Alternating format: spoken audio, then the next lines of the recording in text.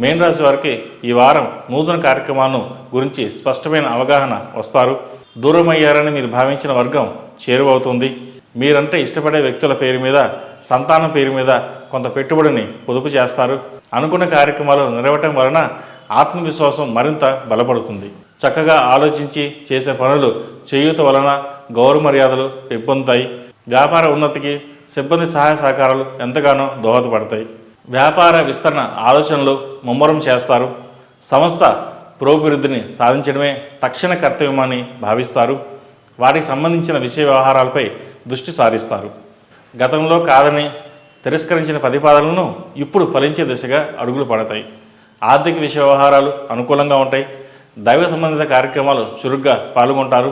పెద్దల సహాయ సహకారాలు తీసుకోండి, మేలు జరుగుతుంది. అయితే వ్యక్తిగత విషయంలో, కుటుంబ విషయంలో బయట వ్యక్తుల ప్రమేయంను రానివ్వకండి. ఏదైనా ఉంటే మీకు మీరే స్వయంగా చూసుకోవడం మంచిది. ధనమే జీవితం, జీవితమే ధనం అనే విధంగా మీ ప్రవర్తన ఉంటుంది. ఎన్నో ఇబ్బందులు చూసి ఈ విధంగా మారవలసి వస్తుందని గ్రహిస్తారు. డబ్బుంటేనే విలువ అని తెలుసుకుంటారు. ముఖ్యమైన ఒప్పందాలు కుదుర్చుకునేటప్పుడు తొందరపడకుండా నిదానంగా వ్యవహరించడం చెప్పదగినది. శ్రమకు తగిన ప్రతిఫలం ప్రతి పనిలోనూ కనబడుతుంది. మంచి మాటకారితనం వలన అనుకున్న ఫలితాలు ఎంతో సాధించవచ్చన్నది ఈ వారం అనుభవపూర్వకంగా తెలుసుకుంటారు. దూర ప్రాంతాల నుండి రావాల్సిన ధనం కొంతమేర చేతికి వస్తుంది. విదేశీ ఉద్యోగ ప్రయత్నాలు ఫలిస్తాయి. వీసా కోసం చేసే ప్రయత్నాలు ముందుకు సాగుతాయి. వివాహం కాని వారికి ఈ వారం వివాహం కుదిరే పరిస్థితి గోచరిస్తోంది. విద్యార్థులకు కాలం అనుకూలంగా ఉంది. అయితే దైవారాధన ఎక్కువ చేయడం శ్రేయస్కరం.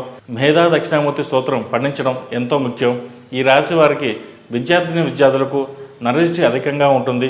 అలాగే ఏలినాటి శని కూడా నడుస్తుంది కాబట్టి 8 శనివారాలు శనికి తైలాభిషేకం చేయడం, అలాగే ఆంజనేయ స్వామి వారికి 8 వారాలు ఆకుపూజ చేయడం చెప్పదగిన సూచన.